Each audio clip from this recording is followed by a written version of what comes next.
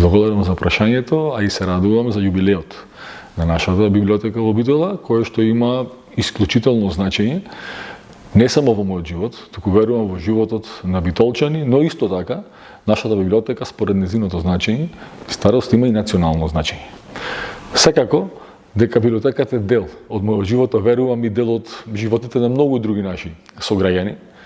Уште од најмала возраст сум бил корисник на библиотеката, најпрво секако детска литература, а подоцна како што сум созревал, како што растел или се диверзифицирал и мојот интерес, така сум позајмувал книги, сум читал и секако морам да кажам дека оваа библиотека ме инспирира да создадам и моја собствена приватна библиотека, во која што се уште инвестирам, бидејќи навистина се раководам од она што го каже големиот автор Умберто Еко, дека да поседуваш библиотека е исто како да поседуваш еден плакар со лекови, бидејќи вие најнаш не ги користите сите лекови, туку секогаш се навраќате и користите оној лек кој што ви треба. Но добро е да имате што повеќе лекови за во кој да било време ви притреба.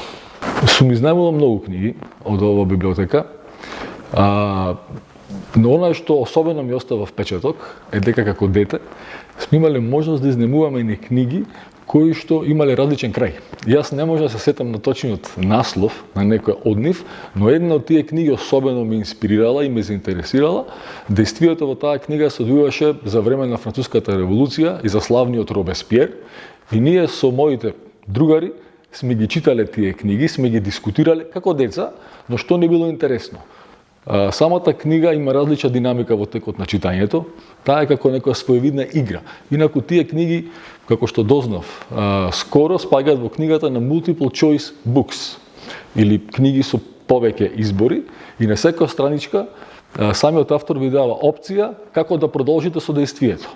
Доколку сметате дека определено действие треба да се случи така, тогаш одете на таа и таа страничка. На таков начин вие всушност преку вашиот интерес во моментов, преку вашата перцепција на действието, вие ја креирате приказата на книгата. И според тоа, според изборот кој што го правите, книгата има различен крај.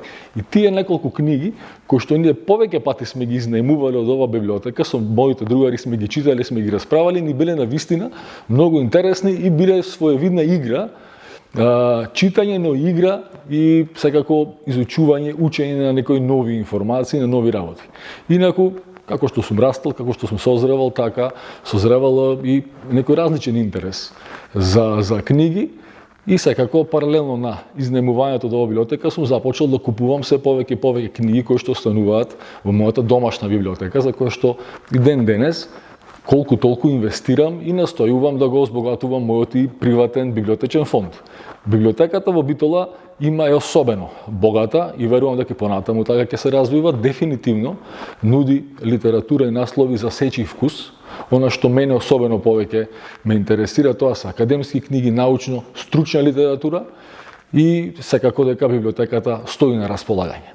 Она што исто така можам да го споменам со оваа библиотека, дека мојата прва книга, која што сум ја објавил, тоа е Европа на крстопат, била издадена со цип број на нашата битолска библиотека, што особено ми импонира и верувам дека во иднина повторно нашата библиотека ќе може тоа да го прави тука за нашите автори од оваа средина да можат да си објавуваат своите книги, своите дела преку нашата библиотека.